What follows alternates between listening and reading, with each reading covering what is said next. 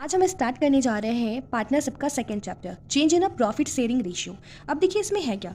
अब इसमें आपका सबसे पहला जो टॉपिक है वो है रीकॉन्स्टिट्यूशन ऑफ अ पार्टनरशिप फर्म। ये रीकॉन्स्टिट्यूशन क्या होता है? अगर रीकॉन्स्टिट्यूशन की बात करें तो अब री का मतलब जानते होंगे, जिसे हम बोलते हैं क्या, पुनः बोलते हैं, ठीक। और कॉन्स्टिट्यूशन का मतलब होता है गठन। तो अगर हम हिंदी में अगर डिफाइन करें तो क्या होगा रिकॉन्स्टिट्यूशन का, कि पुनः गठन पार्टनरशिप फर्म।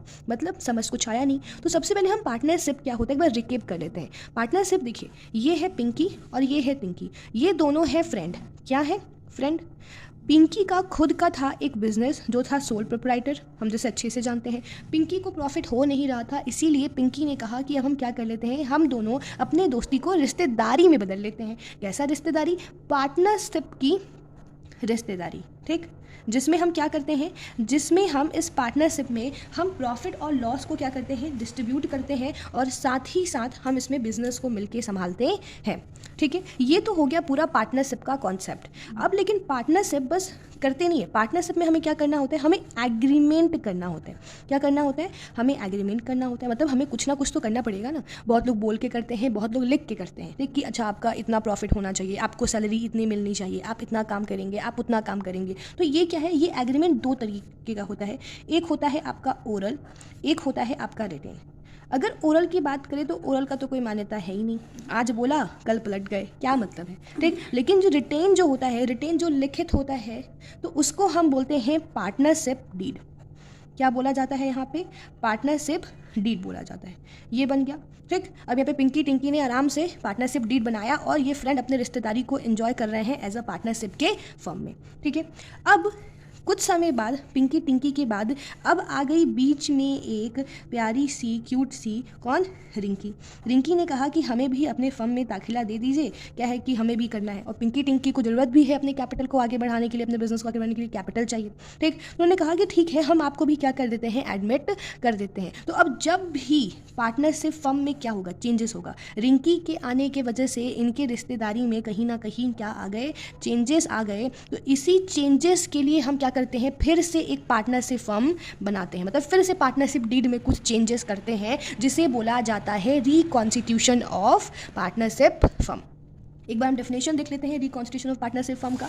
तो क्या है हमारे सामने यहाँ पे है कि partnership is the result of an agreement. Partnership क्या है? एक रिजल्ट है एग्रीमेंट का। मैंने आपको अभी यहाँ पे बताया कि पार्टनरशिप हुआ, एग्रीमेंट पे आ गए, ओरल है, रिटेन है, ठीक। तो यहाँ पे यही बोल रहा है कि पार्टनरशिप क्या है, एक परिणाम है, रिजल्ट है एग्रीमेंट का, जो ओरल और रिटेन होता है। और किसके बीच में? दो पर्सन के बीच में, मतलब पिंकी और टिंकी के बीच में, जो प्रॉफिट को शेयर कर रही थी। अगर any change in a partnership agreement, अगर कोई भी चेंज हुआ, जैसे कि यहाँ पे रिंकी के आने की वजह से एग्रीमेंट में चेंजेस आ गए, ठीक। अगर कुछ भी चेंज हुआ तो उस एग्रीमेंट को हम खत्म करेंगे और the existing agreement and new agreement comes into force, और नए एग्रीमेंट को बनाना हमें पड़ेगा। उसी को रिकॉन्स्टिट्यूशन ऑफ फर्म बोला जाता है। अगर सिंपल लैंग्वेज में मैं कहूँ तो इसका मतलब कि यहाँ पे दो लोग पहले से काम कर रहे हैं, अगर तीसरा कोई इंटरफ्रेंस कर रहा है तो अब वो एग्रीमेंट किसी काम का नहीं है, फिर से नए तीन लोगों के लिए फिर से एग्रीमेंट बनेगा। और क्या क्या रीज़न हो सकते हैं? तो सबसे पहला जो रीज़न है रिकॉन्स्टिट्यूशन का, वो आपका हो सकता है पहला एडमिशन, जो हमने अभी अभी देखा, और दूसरा आपका हो सकता है रिटायरमेंट, और तीसरा आपका हो सकता है डेथ, और चौथा आपका हो सकता है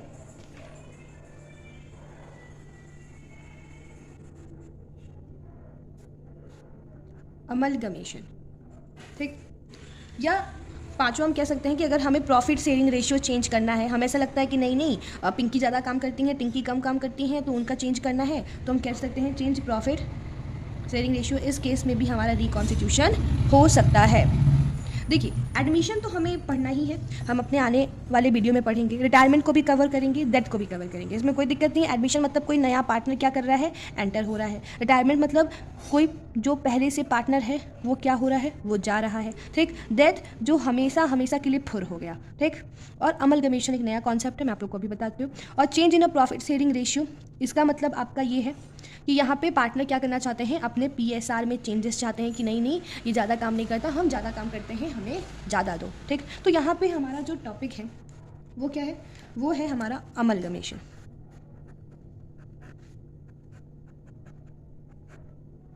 जिसे हम क्या बोलते हैं? जिसे हम मर्जर भी बोला करते हैं। तो देखिए, अमलगमेशन और मर्जर का मतलब क्या है? सपोज ये है ए, मतलब कंपनी ए या फर्म बोल लेते हैं, फर्म ए है, ये क्या है? ये है हमारा फर्म ए, और ये है हमारा फर्म बी। ठीक, फर्म ए जो है हमारा वो एक्सपर्ट है। ठीक, किस में एक्सपर्ट है? वो मान लेते हैं वो इंजन बनाता है। ठीक, कार मैन्युफैक्चरिंग है, इंजन बनाता है, सपोज मान लेते हैं। ठीक, और जो बी है वो भी क्या है? वो एक कार मैन्युफैक्चर है, वो भी किसी ना किसी और चीज़ में एक्सपर्ट है। ठीक, कार मैन्युफैक्चरिंग में ही ये इंजन में एक्सपर्ट है, ये और किसी चीज़ में एक्सपर्ट है कार मैन्युफैक्चर में। तो अब ए ने कहा कि अगर हम दोनों मिल जाते हैं, हम दोनों अगर मिल जाते हैं तो हम इस दुनिया को बदल सकते हैं, हम एक अच्छा मिसाल पैदा कर सकते हैं। तो ये दोनों मिल के जो ए और बी थे, अब ये क्या हो जाएंगे? ए बी हो जाएंगे। ठीक, ए बी लिमिटेड कर देते हैं। तो इसी को बोला जाता है अमलगमेशन, कि जब 2 और मोर कंपनीज मिल जाती हैं तो उसे हम क्या बोलते हैं? अमलगमेशन बोलते हैं। और अगर अमलगमेशन होगा तो फिर से कहीं ना कहीं एग्रीमेंट में चेंजेस आएंगी ही आएंगी।